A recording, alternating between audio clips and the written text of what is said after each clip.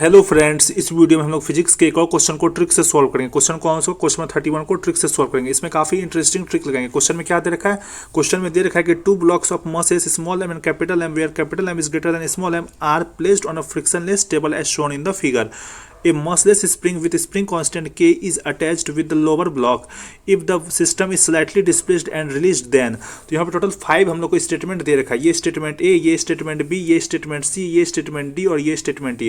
मतलब इस 5 स्टेटमेंट में से कौन सा स्टेटमेंट करेक्ट है ये हम लोग को बताना है। ठीक है, अगर तुमको किसी भी स्टेटमेंट के बारे में कोई भी नॉलेज नहीं है तो भी तुम इस क्वेश्चन को सॉल्व कर सकते हो। ठीक है, अगर तुम स्टेटमेंट नंबर क्या कहते हैं स्टेटमेंट सी पर अगर यहाँ पे तुम फोकस करो तो स्टेटमेंट सी में क्या दे रखा है? स्टेटमेंट सी में हम लोग को दे रखा है कि the magnitude of frictional force का जो मैग्नीट्यूड है वो क्या दे रखा है? Small m mu x upon capital M plus small m. ठीक है, ये दे रखा है हम लोग को क्या कहते हैं फ्रिक्शनल फोर्स का मैग्नीट्यूड। ठीक है, तो तुमको एक बात पता है कि जो फ्रिक्शनल फोर्स है इसका एसआई यूनिट क्या होगा? फ्रिक्शनल फोर्स का एसआई यूनिट होगा न्यूटन। ठीक है, तो ये जो क्वांटिटी दे रखा है small m mu x upon capital M plus small m, इसका भी एसआई यूनिट न्यूटन होना चाहिए। परंतु जब तुम इसका एसआई यूनिट चेक करोगे ना तो न्यूटन नहीं आ रहा। मैं आपको करके दिखाता हूँ। ठीक है, तो सबसे पहले दे रखा है स्मॉल एम, तो इसका यूनिट क्या हो जाएगा? केजी हो जाएगा, क्योंकि स्मॉल एम क्या है? मास है अपना। ठीक है, फिर म्यू क्या है? कोफिशिएंट ऑफ फ्रिक्शन है, और कोफिशिएंट ऑफ फ्रिक्शन क्या होता है? यूनिट लेस होता है, उसका कोई भी यूनिट नहीं होता, तो ये तो कांस्टेंट हो जाएगा। ठीक है, फिर यहाँ पर एक्स क्या है? एक्स अपना क्या कहते हैं डिस्प्लेसमेंट है, तो इसका यूनिट हो जाएगा मीटर अपॉन नीचे में क्या है? 2 मास ऐड हो रहा है। ठीक है, तो नीचे जो नीचे अपना डिनोमिनेटर है उसका भी यूनिट क्या हो जाएगा? केजी ही हो जाएगा। ठीक है, तो यहाँ से केजी केजी क्या हो जाएगा? कैंसिल आउट हो जाएगा, तो इसका जो ओवरऑल यूनिट निकल कर आ रहा है वो क्या आ रहा है? मीटर आ रहा है। ठीक है,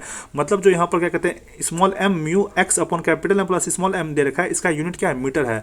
और यहाँ पे फ्रिक्शनल फोर्स का यूनिट हम लोग को पता है न्यूटन है, तो इसका यूनिट भी न्यूटन ही होना चाहिए, इसका यूनिट भी न्यूटन होना चाहिए, जो कि नहीं दे रखा है। ठीक है, तो हम लोग यहाँ पे क्लियरली बोल सकते हैं कि ऑप्शन स्टेटमेंट सी जो है वो क्या है? हम लोग का रॉन्ग स्टेटमेंट है। तो क्या करेंगे? जिस भी ऑप्शन में स्टेटमेंट सी दे रखा होगा उसको क्या करोगे? एलिमिनेट कर दोगे। ठीक है, तो ऑप्शन 2 में स्टेटमेंट सी दे रखा, ऑप्शन 3 में स्टेटमेंट सी दे रखा, ऑप्शन 4 में स्टेटमेंट सी दे रखा है। क्या करेंगे? ऑप्शन 2 को एलिमिनेट कर दोगे, ऑप्शन 3 को एलिमिनेट कर दोगे और ऑप्शन 4 को भी एलिमिनेट कर दोगे। ठीक है, केवल एक ऑप्शन बचता है ऑप्शन 1, इसी को तुम यहाँ पर गेस करोगे। अगर तुम यहाँ पर आंसर चेक करो तो आंसर क्या दे रखा? हम लोग ऑप्शन नंबर 1 ही दे रखा, तो इसको बोलते हैं इंटेलिजेंट गेसिंग।